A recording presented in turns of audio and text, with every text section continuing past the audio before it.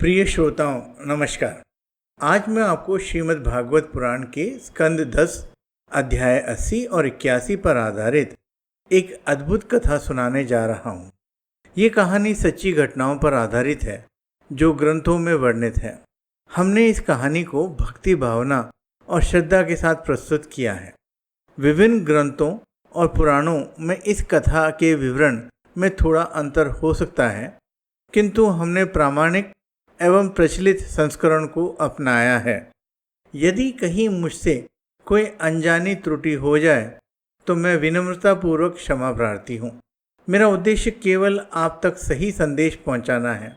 आइए अब आगे बढ़ते हैं कृष्ण और सुदामा की इस अमर गाथा की ओर। श्रीमद् भागवत पुराण के अनुसार कृष्ण और सुदामा की मित्रता गुरुकुल के दिनों से थी। दोनों ने साथ रहकर शिक्षा ग्रहण की थी। एक बार गुरु माता ने दोनों को जंगल से लकड़ी लाने भेजा। रास्ते में कृष्ण ने कहा, सुदामा, मुझे बहुत भूख लग रही है, तुम्हारे पास कुछ खाने को है? सुदामा के पास चने थे, लेकिन उन्होंने सोचा अगर मैंने ये दे दिए तो फिर और क्या बचेगा।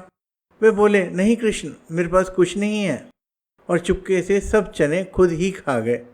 लेकिन कृष्ण को सब पता था। वे मुस्कुराए और चुप रहे। इसी पुराण के अनुसार यही कारण था कि सुदामा को गरीबी का जीवन जीना पड़ा। समय बीता, दोनों अलग हुए। कृष्ण द्वारका के राजा बने और सुदामा एक साधारण ब्राह्मण। सुदामा के पास न घर था न धन। उनकी पत्नी सुशीला और बच्चे भूखे रहते थे। एक दिन सुशीला ने कहा, प्रभु, आप श्री कृष्ण के परम मित्र हैं, उनके पास क्यों नहीं जाते? सुदामा ने कहा, नहीं देवी, मैत्री में मांगना नहीं होता, मैं उनसे भिक्षा नहीं मांग सकता। लेकिन पत्नी के बार बार कहने पर वे तैयार हो गए। सुशीला ने पड़ोसियों से मुट्ठी भर चावल पोहे उधार लिए, उन्हें एक पुराने कपड़े में बांधकर सुदामा को दे दिए और सुदामा द्वारका की ओर चल पड़े। सुदामा द्वारका पहुँचे, लेकिन राजमहल के द्वार पर उनके पैर लड़खड़ा रहे थे। कैसे मिलूँगा उस मित्र से जो तीनों लोकों का स्वामी है? लेकिन कृष्ण को सब पता था। जैसे ही सुदामा महल के पास पहुँचे, कृष्ण स्वयं दौड़कर बाहर आए। भागवत पुराण के इस अध्याय में बताया गया है कि कृष्ण ने सुदामा को गले से लगा लिया। रानी रुक्मणी और सभी दासियां हैरान थी। ये फटे वस्त्र वाला ब्राह्मण कौन है जिसके लिए स्वयं प्रभु इतना सम्मान दे रहे हैं? कृष्ण ने सुदामा को अपने सिंहासन पर बिठाया, खुद उनके पैर धोए। रुक्मणी जी ने स्वयं चंवर ढोला। कृष्ण ने पूछा, मित्र, कुछ लाए हो मेरे लिए? सुदामा शर्म से गड़े जा रहे थे, लेकिन सर्वज्ञ कृष्ण ने स्वयं सुदामा की झोली खोली।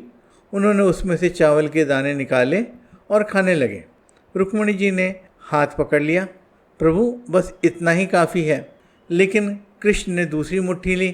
रुक्मणी जी ने कहा, प्रभु, एक दाना आपने खुद खाया, एक दाने से सुदामा को धन मिलेगा, एक से उनका घर का सुख आएगा, लेकिन चौथा दाना खा लिया तो सारा संसार ही समझ आएगा।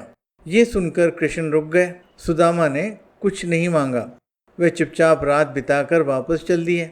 रास्ते में सुदामा सोचते रहे, पत्नी ने भेजा था कुछ मांगने, लेकिन मैंने कुछ नहीं मांगा, अब घर जाकर क्या मुंह दिखाऊंगा? लेकिन जब वे गांव पहुंचे तो उनकी आंखें फटी की फटी रह गईं। जहां कभी उनकी कच्ची झोंपड़ी थी, वहाँ एक 7 मंजिला सोने का महल खड़ा था। उनकी पत्नी देवी लक्ष्मी के समान सुंदर लग रही थी। सुशीला ने कहा, प्रभु, जिस दिन आप द्वारका गए थे उसी रात ये चमत्कार हुआ। सुदामा की आंखों से आंसू बह निकले। उन्होंने आकाश की ओर देखा। कृष्ण, तुमने मुझे बिना मांगे ही सब कुछ दे दिया। धन्य है तुम्हारी मित्रता, धन्य है तुम्हारी कृपा। तो प्रिय श्रोताओं, श्रीमद् भागवत पुराण की इस सच्ची कथा से हमें ये सीख मिलती है, सच्ची मित्रता में मांगना नहीं, देना होता है। सुदामा कुछ मांगने नहीं, केवल कृष्ण के दर्शन करने गए थे। भगवान उनके घर आते हैं जो निस्वार्थ भाव से प्रेम करते हैं। सुदामा ने कुछ नहीं मांगा, फिर भी कृष्ण ने सब कुछ दे दिया। और हाँ, यही कारण है कि अक्षय तृतीया के दिन पोहे चढ़ाने की परंपरा है, क्योंकि कृष्ण को सुदामा के दिए हुए चावल बहुत प्रिय थे। अगर ये कहानी आपको अच्छी लगी हो तो लाइक ज़रूर करें, शेयर करें अपने सबसे अच्छे दोस्त के साथ। ऐसी ही प्रामाणिक भक्ति कहानियों के लिए चैनल को सब्सक्राइब करना ना भूलें। तब तक के लिए अनुमति दीजिए। जय श्री कृष्ण।